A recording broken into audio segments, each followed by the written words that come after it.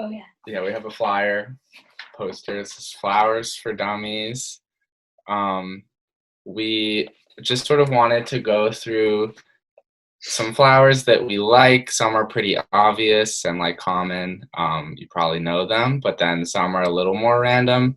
And I just feel like every year that goes by, I'm more and more embarrassed about how few flowers I can sort of like name by sight. And so this is sort of maybe the first of a few attempts to like improve on that as a group, perhaps. And we try to order them in the order that they appear as they come out. So Yeah. starting in early spring and then late spring and then summer. Yeah. But first, I might read you like part of a poem about a flower that I identify with. And we might have like people sort of try and brainstorm like one of these flowers or another flower that they like, that they sort of like identify with for whatever reason. It can be super random reasons. This is the one I chose. It's called Night Blooming Cereus. And it grows on cactuses, which you can sort of see there, I hope. And they come out at night, so like I kind of identify with that because of my sort of nocturnal schedule at times. And so I'm just gonna read to you like part of a poem by Robert Hayden that's called The Night Blooming Cereus. And so for nights we waited, hoping to see the heavy bud break into flower. On its neck-like tube, hooking down from the edge of the leaf branch nearly to the floor, the bud, packed tight with its miracle, swayed stiffly on breaths of air, moved as though impelled by stirrings within itself. It repelled as much as fascinated me. Sometimes snake, eyeless bird head, beak that would gape with grotesque life squawk. But you, my dear, are than to the imminence of bloom. Yet we agreed we ought to celebrate the blossom, paint ourselves, dance in honor of archaic mysteries when it appeared. Meanwhile, we waited, aware of rigorous design. Okay, so for the first of our sort of roster of flowers that we're going to go through, we have the crocus. I'm going to get the picture for you in a second. Crocuses are... Here they are a super common flower that comes up early in spring. They're probably all over the place right now. Oh, wait. Sorry. We lost. Hold on. Oh, no. I'll find it. Okay, so they kind of look like a beak of a bird when they come through the ground. And they have many kinds. The most common is sort of purple with like orange inner details. Here's the picture. And in Ovid's Metamorphoses, there's a story about a young mortal named Crocus who has a love affair with the nymph Smilax and becomes unhappy. And sort of in punishment, the gods turned him into a plant bearing the name crocus. So, but I think, I don't know, it's kind of funny. A lot of these have like, when we were doing research on them, a lot of have sort of ties to Greek myths, a lot of which are pretty dark if you guys are familiar with mythology. But like, I mean, crocuses are obviously a very like happy symbol of like spring coming. So I think there's something we can all get behind. So this one's really cool. Yeah, this one. I like this one. Anyway, okay. So should we say anything about the saffron? Oh yeah, sorry. Spiced saffron is obtained from crocuses. So as well, yeah. Yeah, which I had no idea about. So you can cook with them, I guess. And they're kind of inspiring because they're kind of delicate, but they're very tough because they come out early when it's kind of colder, which is inspiring. Yeah, like there's some in our backyard that they got covered up with snow, like filled up with snow, and then the next day when the snow melted, they were just like back at it, which was really cool. Yeah. So our second flower is another kind of like blockbuster, kind of obvious flower. It's the daffodil, another sort of early sign of spring. They have a trumpet-like shape, and they also have ties to Greek myth. They're from the genus Narcissus, and Narcissus was a hunter known for his sort of startling beauty. And many people fell in love with him, including a mountain nymph named Echo, who followed him one day in the woods, and he was sort of aware that he was being followed, and he said, "Who's that?" And she sort of couldn't help but just repeat that, "Who's that?" And so that's why we sort of think of the echo as like a repetition. And so our Aphrodite saw Echo so heartbroken, and she decided to punish Narcissus. And on a hot day when he was thirsty after hunting, he was drinking at a pool, this sort of natural pool of water, and he became so entranced with his own reflection that he didn't realize it was reflection, so he became in love with himself, thinking it was another person. So again, a kind of cheery sign of spring with a sort of darker story behind it. But sort of like tulips, there's like so many types of daffodils just because they've been cultivated for a really long time and have become super popular. They have a kind of lethal potential, like almost poisonous, but they've also been used to treat various tumors and cancers. Hippocrates, of the Hippocratic Oath, wrote about them. And they also have a history of being used as a stimulant to induce hallucination or trance-like states. So, and some people think they can treat Alzheimer's. So daffodils are super, super intriguing.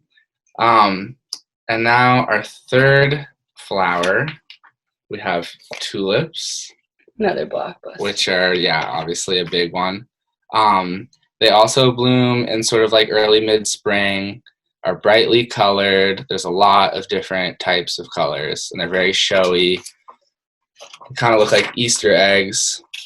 The name tulip, we couldn't really find that much sort of factual historical backup for this, but it's said to be derived from the Persian word for turban, which kind of does make sense because it sort of looks like a head wrap almost. And they come from the they came from the Ottoman Empire, or that's how they were brought to Europe initially. And so they're probably first cultivated in Persia in the 10th century, but didn't make it into like Western Europe until the 16th century when Dutch traders were visiting the Ottoman Empire. And famously in the 17th century, in like the 1630s, they became very, very popular in Western Europe, especially in Holland, where this sort of like speculative bubble known now as tulip mania came about. And at their peak, the peak of tulip mania in 1637, single bulbs of tulips would often sell for 10 times the amount of a sort of average income of a skilled craftsman. And in France at the same time, entire properties were often being exchanged for a single bulb. So pretty crazy to think about that when you sort of just like see them all over the place now. And during that time, the Dutch became obsessed with like tulips like sort of here that have like sort of variegated stripy patterns, which was sort of like actually from like a disease. So they would sort of like almost like try to induce that, I guess. But so tulips don't really, they bloom every other year. So a lot of them that sort of like fell out of fashion during that period are totally lost to us now. So it's like there are thousands of types, but they're not all still in circulation. So yeah. So for our next one, we're sort of moving away from the sort of more like obvious, more commonly planted ones. And this one is really strange looking. It's called the lady slipper at the top right here. And they grow in the woods. They're kind of They come out in like early to mid-spring. They're an orchid, so they have like a long stem with a single flower that sort of looks like an inflated slipper with wings attached to it or something, or I don't know, a lot of different things. It's kind of it's kind of grotesque in a certain way, but also beautiful as well. And they're kind of cool because they are resilient, that they grow in a lot of different unlikely places, like sort of rocky outcroppings or in the woods. And they're pretty rare and increasingly so. Excuse me. They're sensitive to wetland draining and habitat destruction because they grow pretty slowly. So it's kind of like a very special thing to sort of encounter one of these. Yeah. And then for our next one, we have the Trillium, which is another wetland flower. This one. It has the Trillium is sort of like the like 3-part petal. They're another early spring blooming woodland flower that grows often in woods and marshes. They're sort of characterized by that, like, I don't know if you can see it in the picture, but they have sort of like a pink veiny stripes towards the center, towards the middle. Yeah, sort of like a peppermint candy or something. Yeah. Yeah. So those are fun. Those are also sort of like the type of thing you encounter in the woods on a surprising moment. Okay, so then next we have the iris, which is also like a very very popular flower to grow. I know a lot of people, I have neighbors in Brooklyn who grow really nice Siberian irises, which are kind of these like purple ones with the yellow and like white details. They're very showy, obviously, very common garden flower. There are around 300 types of variations of irises, so it's like you can sort of have fun mixing it up with them. And they also have Greek origins with the names. It's from the word for rainbow, which is also the name of the goddess of the rainbow. So a slightly more happy Greek story there. And then they smell really, really good. They smell kind of like candy almost. And the scent is often used as an essential oil and sometimes used to help babies with teething, apparently. And then it's also found, like Bombay Sapphire, I guess, uses irises for flavor, which is kind of funny. But yeah, I really especially love the Siberian irises, which are, I feel like, probably the most commonly grown by like gardeners. Yeah, so if you can find some these days, they're really, or I guess they're not quite out yet. They'll be soon. Next, we have daylilies. This is our first summer flower. Yeah, this is a summer flower, so now we're moving into the future, which is good because it's good to have things to look forward to these days. And they're really pretty, but they're also kind of like, we're somewhat derided by people just because they're very common. They're often called ditch lilies because they can grow very side of the road. But I don't know. I think that's kind of negative, but they kind of look like trumpets, which is really cool, and like obviously like the yellow detailing on the red is really beautiful.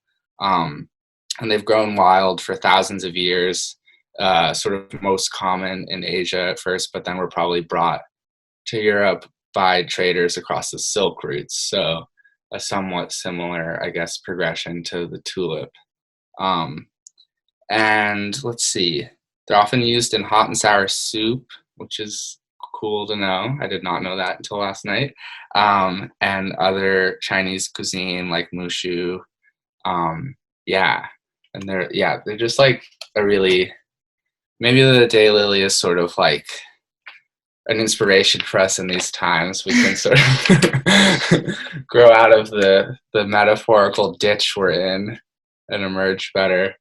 All right, one sec. Our next one is the foxglove, which is another sort of wild, right here, another wild flower, but that you can also cultivate in your garden. Its Latin name is digitalis, like digits, like your fingers. And so like each bulb kind of looks like, you know, if it grew further, it could almost become like a glove or like something you could slip over your finger, which is kind of a fun thing to be doing, I guess, although kind of destructive. And they're also kind of cool because they grow in kind of random places, like shady places or like areas where like that have been cleared recently. So they're sort of like emerging in the aftermath of like different sort of human actions or something. But they're also super common on like rocky slopes, sea cliffs, like places where there's been a fire. So it's kind of like another, I guess, like the daylily, sort of like a resilient sort of flower. I also think they kind of look like, I kind of think they look like bells almost more than gloves, but that's just me. But yeah. Well, okay. And then we have Queen Anne's lace. Yeah.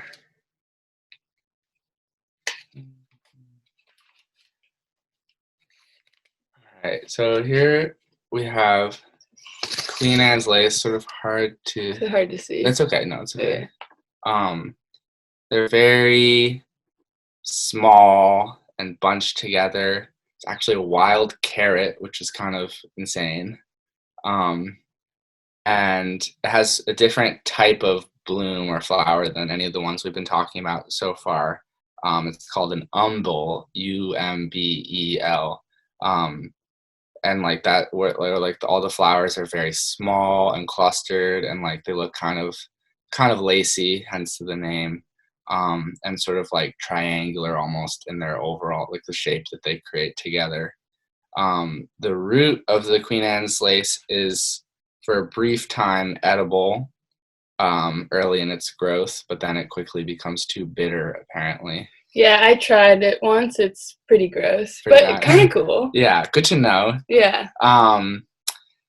Apparently the flower can also be eaten, but and I saw that it could be fried, which sounds, I guess, could be good.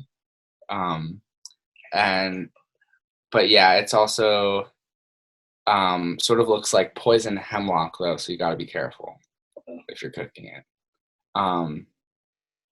And then, oh yeah, when you cut them, like if you like picked them or cut them, and put them in water, you can kind of like change the color of the flowers themselves if you change the color of the water that they're in, which is kind of weird pro tip to know.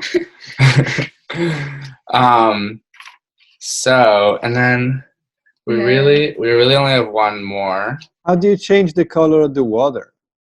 I guess, I mean, if you put like dye in it, yeah, or like any natural coloring, perhaps. I guess, I mean, it's something that we could all. I've never done. Perhaps try. I've never done it. Yeah, but it'd be kind of. I guess it's white, so it's like you can kind of like. Maybe it like sucks up the dye. Yeah, it's like a blank slate almost, perhaps. Yeah. And then for our last one, it's sort of cheating, but it's honeysuckle, which is sort of more of a vine or a shrub, but I really like it because it smells amazing and it grows a lot of different places. It's kind of all over New York, and the one that I'm most familiar with is actually, it's called the Japanese honeysuckle, and it's like technically an invasive species, but it's very, very sweet smelling, very nice. So not, I guess, I don't know, you got to be careful with invasive species, but it's there's some some pros. It's kind of a negative term. Like I know, like, yeah. Yeah, whatever. So we're gonna make a case against the term invasive species. Right? But yeah, so that's really all we have in terms of like show and tell of flowers. But we can do a whole host of different things. We can draw together, or we can talk about flowers we like. If anybody has any strong feelings.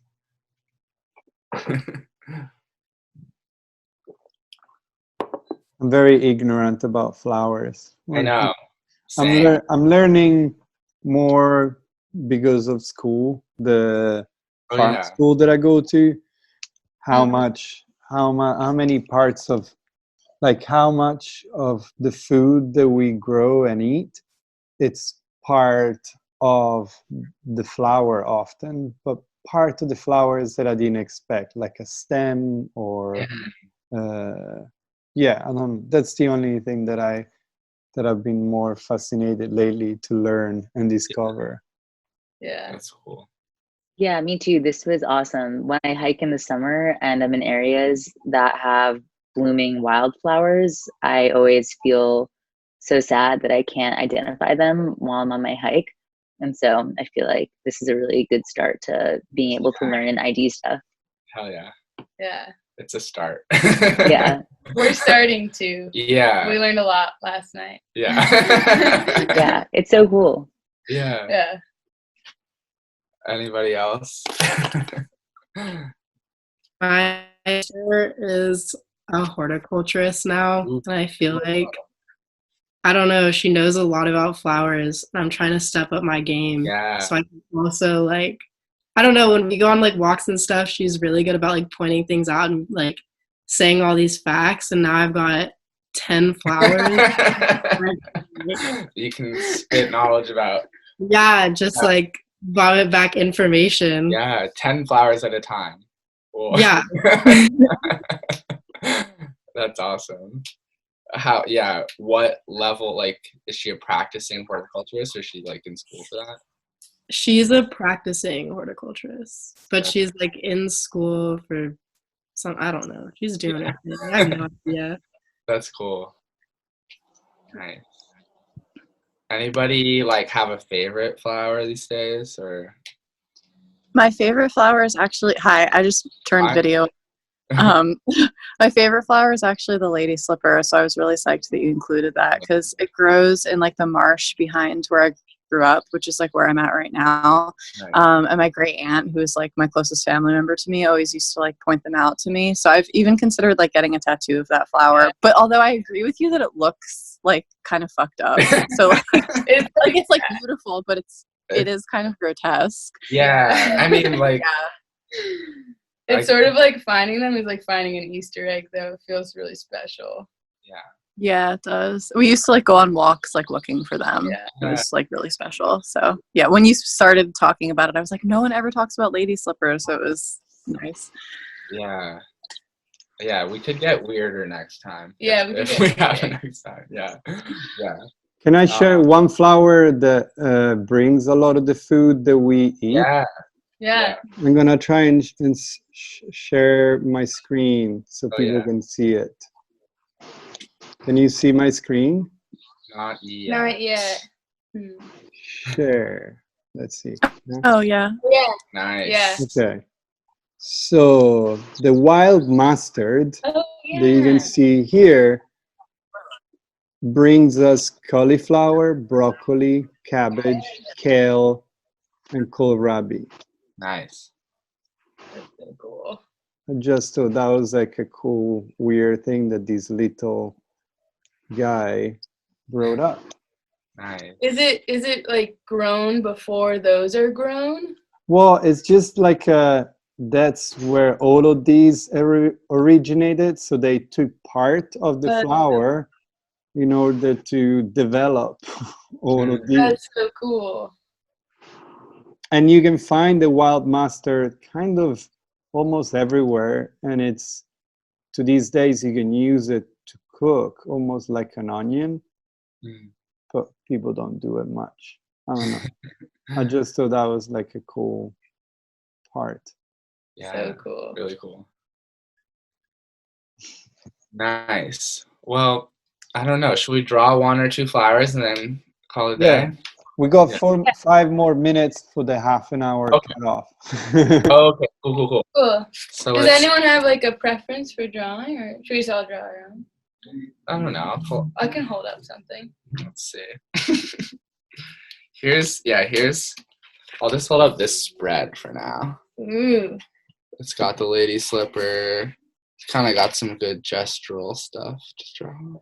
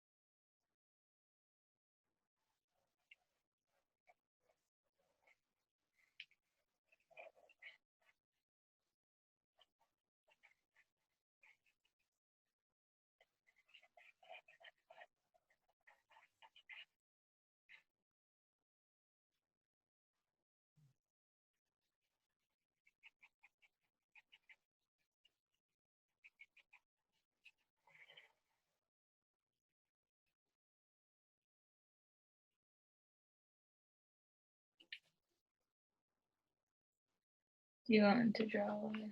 That's fine.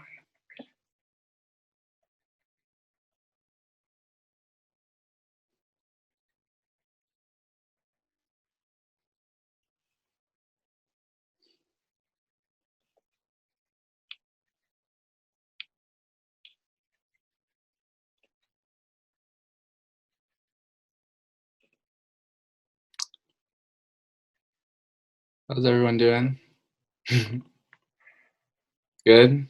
Does everyone want to hold their drawing up? Yeah. We got nice. Hannah's That's like, nice. no, I'm not. Cool. Yeah, well, thanks for tuning in, guys. Yeah. Thank you. Yeah, Thank you. we can find some flowers and share them sometime soon. Yeah. All right. Take care, y'all. Bye. Bye, everyone. Bye.